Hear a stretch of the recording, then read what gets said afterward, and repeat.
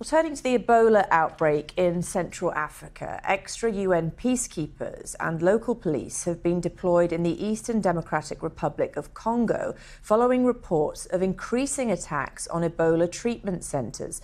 Security has been reinforced in Bunia and other locations where medical staff report growing hostility among fearful local communities. The World Health Organization has reported 84 deaths and nearly 500 confirmed cases so far in the current outbreak, which has also spread to neighbouring Uganda. And in Kenya, there has been anger at the proposed construction of US quarantine centres for Ebola patients.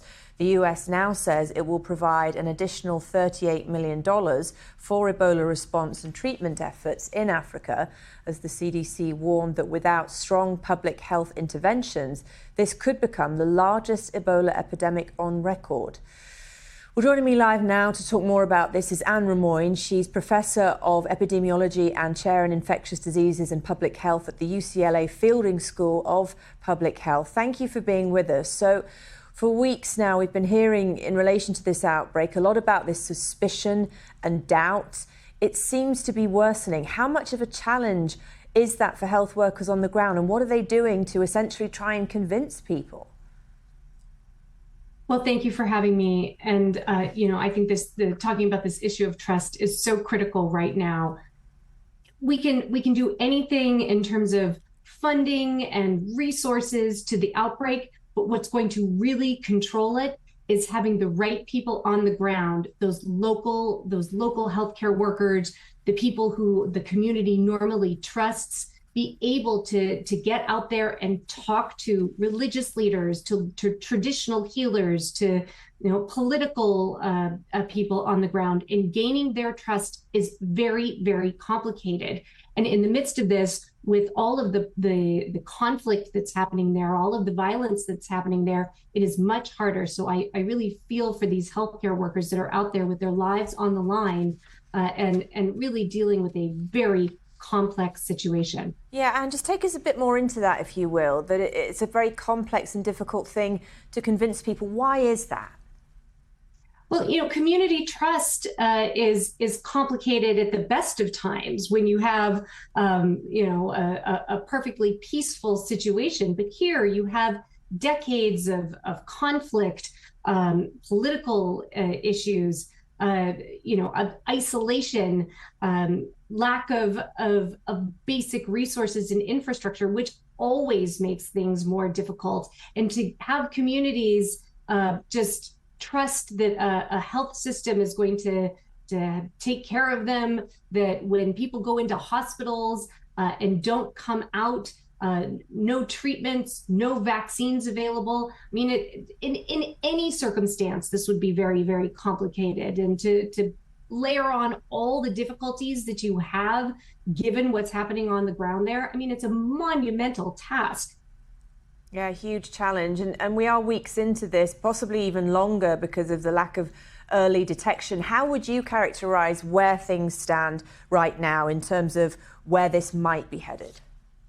Well, listen, this virus has had a very long head start. And if you look at that CDC MMWR paper, they're putting some of the estimates as way back even into February or early March when this could have started. So this virus has been spreading. We have a lot of undetected chains of transmission that have been occurring, which is why we're in the situation that we're in now. And we are going to have a very hard time getting in front of it. That CDC prediction analysis was really important. Now, this doesn't mean it's exactly what's going to happen, but it really demonstrates unless you can really get people into isolation as quickly as possible, you're going to run the risk of having this be absolutely the largest Ebola outbreak on record, just far overtaking what we saw in 2014 to 2016 in West Africa. And this epidemic is much more complicated because you don't have good diagnostics that are available on the ground for everybody. You don't have a vaccine that we know to be effective against this particular species of Ebola. And treatments are also scarce. So in order to get in front of it now, there is going to have to be very, very rapid scale up, a lot of resources put in on the ground, and a lot of development when it comes to vaccines, therapeutics, and diagnostics. Yeah, and you mentioned those previous outbreaks, Anne, that USAID played a big role in, has since been dismantled by the Trump administration. How different would this situation be if they were still on the ground, and what impact could this new offer of aid have?